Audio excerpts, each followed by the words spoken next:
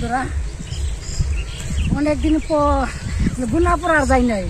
আজকে দেখলাম হলো আবহাওয়াটা ভালো আছে, উত্তরা বাতাস আসছে এবং আবহাওয়াটা হলো মেঘলা মেঘলা অবস্থা, তাহলে একটু ঠান্ডা লাগতেছে। তাহলে এই উপলক্ষে একটু ক্ষেত্রে দেখে আসি। বন্ধুরা, আপনারাও আমাদের সাথে চলেন, আপনাদের ক্ষেত্রে দেখাবো।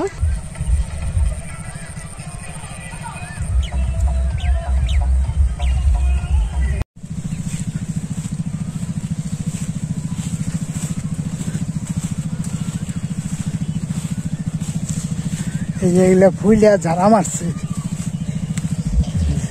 সব ক্ষেত্রেই ফুলে বেরিয়ে গেছে। এখানে খুব জলের দরকার, তো বৃষ্টি তো হইতেছে না। ওই মেশিনের শব্দ পাওয়া যায়, ওই যে মানুষের মেশিন ছাড়ছে, সারাদিনই চলে মেশিন। এখানে জল না দিলে খেতে হইব সিটে, ঠিক মতন জল দিলে শোনা ভালো হইব।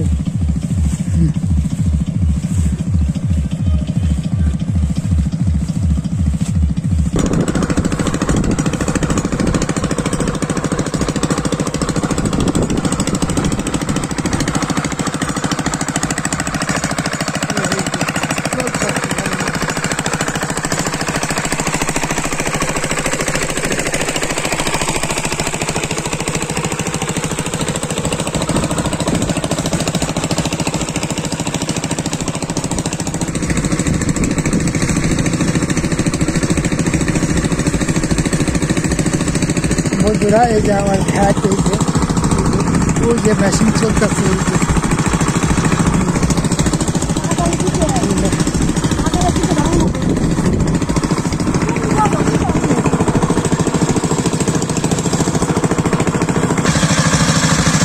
মেশিন চলতেছে।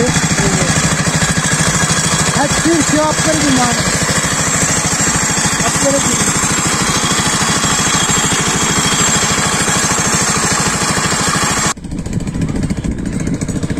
মেশিনটা অফ করে ডান দিয়ে ডাইকা রাখছে, খেত ফিরছে, জলে ফিরছে, আমি অফ করলাম। তো বন্ধুরা, তো জ্যৈষ্ঠ মাসের 8 তারিখ, হ্যাঁ, 8 দিন চলে। এই ধান পাকতে পাকতে জ্যৈষ্ঠ মাসের শেষের দিকে একবারে 4-5 দিন থাকবো, 4-5 দিন আগে আসবো। খোলা তো শেষ, মানে চালও ধরে গেছে, রং হয়ে গেছে।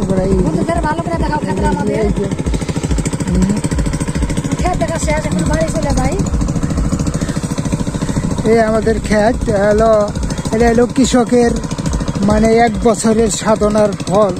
এটা বছর বইরা খাইবো, ধান খাওয়া লাগবো। হলো বাড়িতে নিয়ে পারলে সেটা ধান এবং খের গরুর জন্য গুলায় উড়িয়া বললে ধান, তারপরে কৃষকের মুখে হাসি ফুটবো। হ্যাঁ, তাছাড়া তো কৃষকের ওখানে মানে আত্মাটা যায় বাপ, কারণ হইলো চারিদিক দিয়ে শিল পড়তেছে আর ঘূর্ণিঝড় হইতেছে। আর ঘূর্ণিঝড় শিল যে পরে, তাহলে তো কৃষকের ভাই তো খাওয়াই চলবো না, ভাত খাবো কি? আগে তো ছাতু খেয়ে থাকছে, এই ছাতুও খেয়ে পারব না, ছাতু জুটবো না। তো মরণ ছাড়া কোনো গতি নাই। কৃষকের যে খরচ হয়ে যায় একটা ইরি ধান ফলন করতে, তেলে প্রতিদিন একদিন পর পর তেল 5 লিটার লাগে। এই 30% খেতে 5 লিটার তেল লাগে। 3 দিন চালিয়ে আরি, 5 লিটারে 3 দিন চালাই। তো যে কটা ধান পাবো, মানে এই তেলের খরচই শেষ। তো বৃষ্টির কারণে আমাদের কৃষকের মানে টাকা লাগতেছে বেশি, তেলে খরচ হইতেছে বেশি। তারপরে তো অন্যান্য খরচও আছে কৃষকের। তো বীজ ভিটামিন তো দিছি, তো অনেক খরচ পড়ে এই ইরি ধানের দিছে।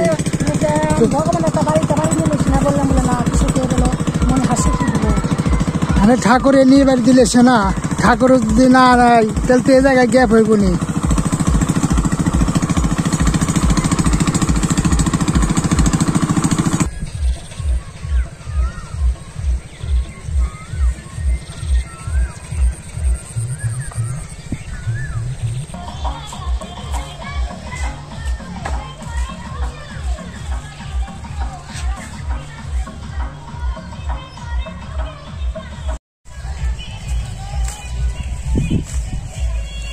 বন্ধুরা মেশিন চালু করেছিল, মেশিন অফ করে আসলো, ধান খেত দেখে আসলাম।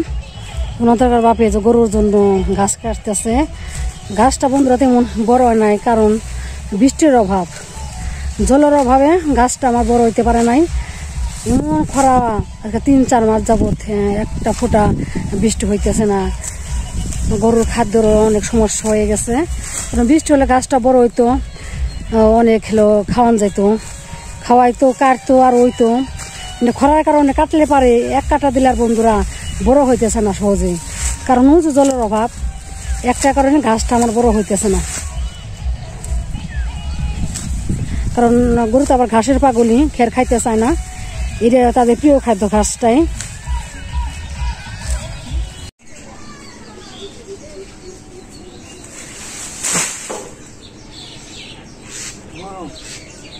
গরুর জন্য ঘাস বাড়িতে নিয়ে আসলো। বন্ধুরা আবার প্রচন্ড গরম ছাড়ছে, উত্তর বাসা ছাড়ছিল, বাতাস থামিয়ে গিয়ে আবার গরম শুরু হয়েছে। গরু তো শুয়ে রয়েছে।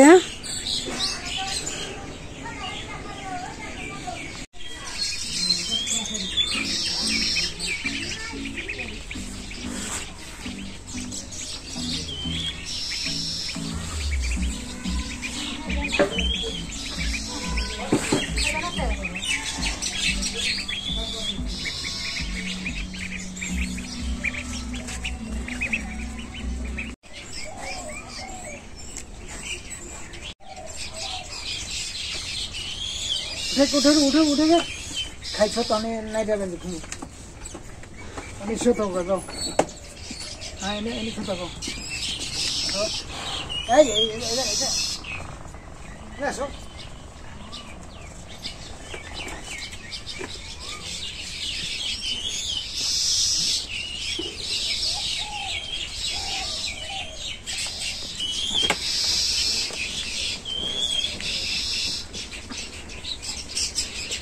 বন্ধুরা গরুর ঘাস টাস খাওয়াইছে, খাওয়াইয়ে গেছে, পেট টেট ভরছে, এখন তো ফাঁকে বাঁধতেছে শুয়ে থাকার জন্য, এবং শুয়ে থাকবো আর আমি বিশ্রাম নিব। খাওয়াটাও শেষ। এই যে এক মামুনি, এই যে লক্ষ্মীমা এই জায়গায় শুয়ে পড়ছে ঘোরার পারে। গরমের দিন তো শরীরে অলস লাগে বেশি।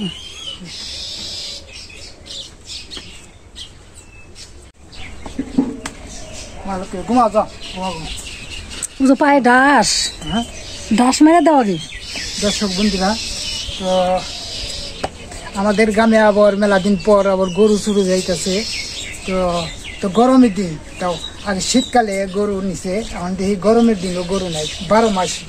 তো বন্ধুরা, তো গরু পালাই কষ্ট, কারণ হইলো দরিদ্র মানুষ কটা গরু পাইলে করবো, সংসার চলবো।